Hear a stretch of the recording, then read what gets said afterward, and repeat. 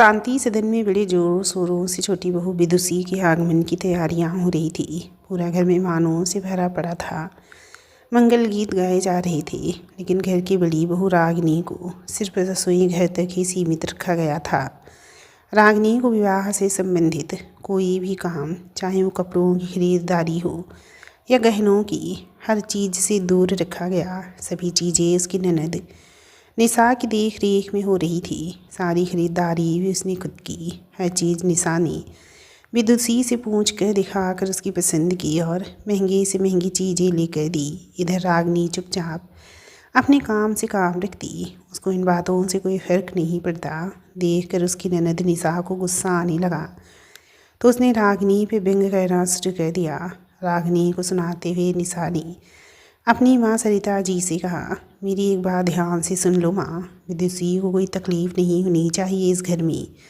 ना ही उस पर कोई हुक्म चलाने की कोशिश करेगा। अगर किसी ने उसे तकलीफ़ देने की कोशिश की तो उसके लिए मुझसे बुरा कोई नहीं होगा।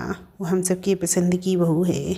हम सब उसको बड़े नाजों से प्यार से इस घर में रखेंगे। उसको कोई कमी नहीं होने देंगे। खासकर मैं तो उसके साथ सहेलियों की तरह रहूँगी। रागिनी सब कुछ सुनकर भी अनसुना कर रही थी, वो भी सिर्फ इसलिए कि शादी के घर में मेहमानों के बीच कोई तमाशा न हो। लेकिन अब सब कुछ उसके बर्दाश्त के बाहर हो रहा था। रागिनी ने अपने कमरे में जाकर रात में ये बात अपने पति अमर से कही, देखो अमर, माँ जी और निशा का यूँ बात बात पे मुझे ताने देना और सुनाना बिल्कुल भी पसंद नहीं आ रहा। 5 साल हो गए अपनी शादी को, लेकिन आज तक मैं इस घर के लिए बेगानी और बुरी बहू ही हूँ।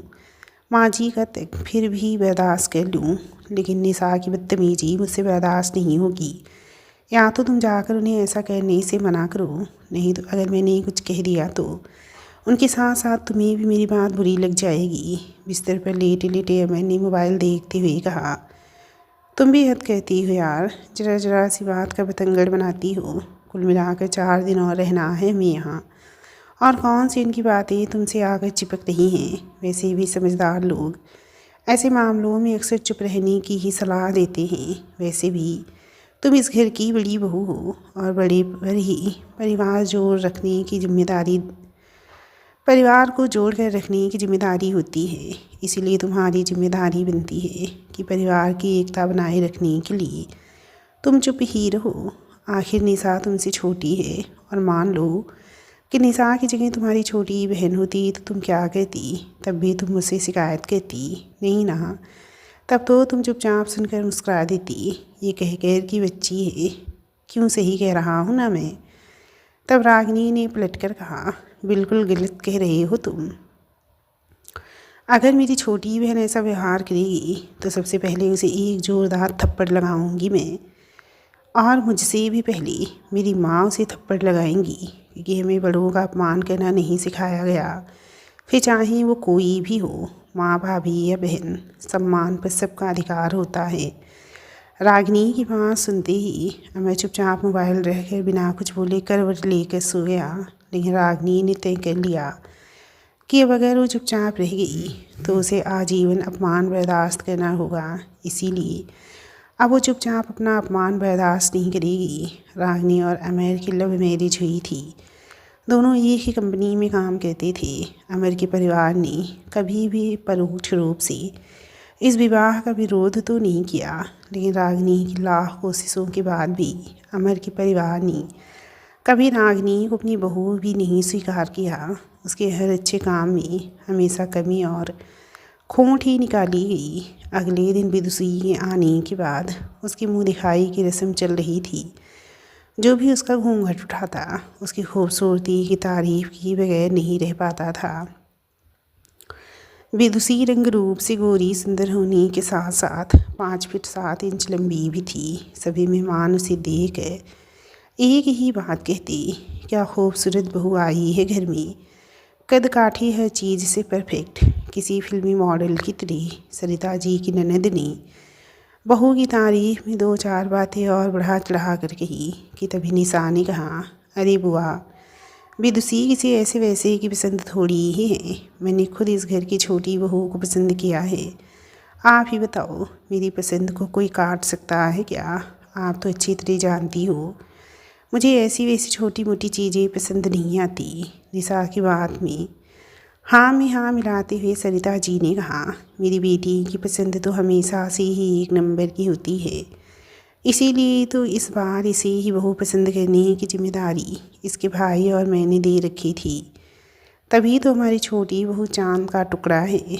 वहाँ मौजूद मेहमानों के बीच खामोशी छा गई।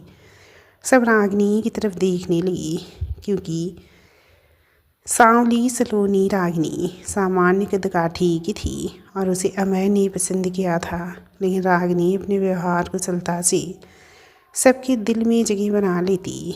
आज रागिनी को निशा का कहना बहुत बुरा लगा। आज उसके मन के साथ साथ उसका आत्मसम्मान भी बहुत आहत हुआ था। तभी रागिनी की बुआ सास ने वक्त की नजाकत को देखते हुए कहा, अरे खूबसूरती तो बस कुछ पल की बात होती है, असली खूबसूरती तो व्यवहार में होनी चाहिए, जैसा हमारी बड़ी बहू रागिनी में है। बड़ी बहू तू भी कुछ बोल, या चुपचाप खड़ी सबको देख रही है। देवरानी की मुंह दिखाई की रस्म पूरी तो कर, बता तो देवरानी कैसी है। सभी ने हाँ में हाँ मिलाई और माहौल थोड़ा हल्का हो गया। वो सास की बात सुनती रागिनी ने अपनी खामोशी तोड़ते हुए कहा, जी बुआ जी। निशा और सरिता जी मुंह टेढ़ा करके घूर घूर कर रागिनी की तरफ देखने लगी। रागिनी ने विदुषी का घूंघट उठाया और उसे देखकर कहा, निशा दी, विदुषी तो वाकई बहुत सुंदर है। मुझे तो आज पता चला आपकी पसंद इतनी सुंदर है। विदुषी को देखकर तो कोई भी कहेगा कि आपकी पसंद तो वाकई बहुत अच्छी है। रागिनी के मुंह से इतना सुनती निशा ने घमंड में मुंह बिचका कर गर्दन दूसरी तरफ घुमा लिया और विदुषी से कहा, विदुषी देखो, कुछ लोग खुद सुंदर नहीं, हमारी पसंद के नहीं तो तुमसे जलन भी रखेंगे।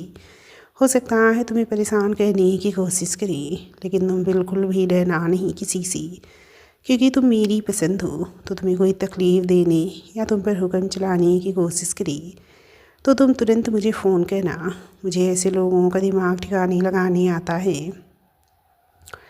तब रागिनी ने निशा के पास जाकर सबके बीच में अपनी सास और निशा को गले लगाकर उनके कान में धीरे से कहा, अभी जो आपने विदुषी से कहा, चाहूँ तो मैं भी कह कर सकती हूँ। बेशक मैं आप सबकी पसंद की नहीं, लेकिन मुझे इस बात की बहुत खुशी और गर्व दोनों है कि मैं अपने पति की पसंद हूँ और हम दोनों एक दूसरे की पसंद से पूरी तरह से खुश और संतुष्ट हैं। एक गुजारिश भी करूँगी आपसे कि मुझे तो आप दोनों ने कभी झूठे दिखावे में भी अपनी भाभी और इस घर की बहू होने का सम्मान नहीं दिया, लेकिन विदुषी को अपने कहे अनुसार सारी खुशियाँ और सम्मान जरूर दीजिएगा। खासकर माँ जी, आपसे उम्मीद करती हूँ।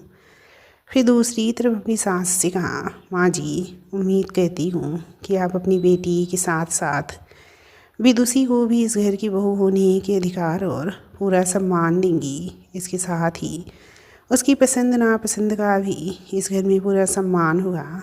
एक आखिरी और सबसे ज़रूरी बात मैं आप दोनों से कहना चाहूँ तो ये बात मैं सबके सामने आप दोनों को आपकी ही भाषा में जवाब दे सकती हूँ, लेकिन मैं सबके सामने, खास करके विदुषी के सामने आप दोनों का कोई तमाशा नहीं बनाना चाहती। इसीलिए बेहतर यही होगा कि आप दोनों मुझ पे व्यंग करना बंद करें, वरना अगर आप दोनों ने एक भी कटाक्ष मुझ पर किया तो मैं चुप नहीं रहूँगी। अब आपकी मर्जी। चुपचाप यूँ ही मुस्कुराते हुए खड़े रहिए प्यार से, या व्यंग करके तमाशा बनी चलती हूँ। सब रागिनी की तरफ देखने लगी, लेकिन आज रागिनी ने सबके सामने चुपचाप अपने मन की बात साफ साफ लफ्ज़ों में निशा और सरिता जी के सामने रख दी। निशा और सरिता जी को आज समझ नहीं आ रहा था कि वो कहीं भी तो क्या कहें। उनकी हालत देखने लायक थी। न चाहते हुए भी उन्हें अपनी इज्जत बचाने के लिए मुस्कुराना पड़ रहा था। वो लोग चुपचाप गुस्से में घूरते हुए रागिनी को जाता हुआ देखती रह गई।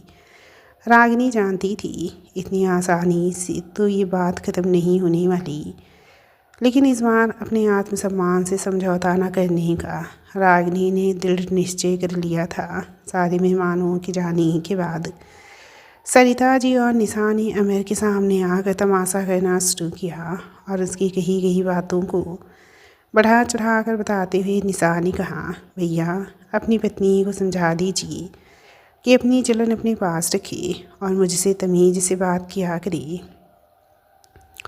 अब अगर वो सुंदर नहीं और हमें पसंद नहीं तो इसमें हमारा कोई दोस्त नहीं, दोस्त सिर्फ उनका है। और आपकी पसंद को भी ना जाने क्या हो गया था कि ऐसी लड़की पसंद आई आपको। सरिता जी ने कहा, हमारी तो किस्मत ही ख़राब है जो तेरी खुशी के लिए हम उस जैसी लड़की से रिश्ता करने के लिए राज़ी हुए और वो हमारा ही अपमान कर रही है। अमर एक बात कान खोल कर तो सुन ले, मैं अपनी बेटी का अपमान कतई बर्दाश्त नहीं करूँगी। लेकिन आज अमर ने पहली बार रागनी के पक्ष में निशा से सिर्फ 2 टूक कहा, निशा किसी से सम्मान पाने के लिए हमें पहले सम्मान देना पड़ता है और रागनी तो तुम्हारी बड़ी भाभी है और उसे मैंने पसंद किया है, ठीक उसी तरह जैसे तुम्हारे लिए नीलेश जी को तुम्हारे लिए पसंद किया था। अमर की बात सुनते ही निशा के चेहरे का रंग ही उड़ गया। उसे कोई जवाब समझ नहीं आ रहा था, लेकिन आज पहली बार 2 टूक कहकर अमर वहाँ से चला गया। दरवाजे के पीछे खड़ी हो गए। सारी बात सुनती रागनी को आज खुशी हुई कि कम से कम अमर ने तो उसका साथ दिया। अमर के चले जाने के बाद दरवाजे के पीछे खड़ी रागनी उन लोगों के सामने आ गई, जिसे देख निशा और सरिता जी गुस्से में उसको घूरते हुए वहाँ से निकल गई। हर वीडियो बनाने में दिल और समय दोनों लगता है। अगर आपको मेरी मेहनत सच्ची लगती है तो एक लाइक, एक कमेंट और एक सब्सक्राइब मेरा हौसला बढ़ाइए। दोस्तों, आप लोगों का एक क्लिक मेरी पूरी मेहनत की कीमत है, तो प्लीज़ चैनल को सब्सक्राइब ज़रूर करें। आप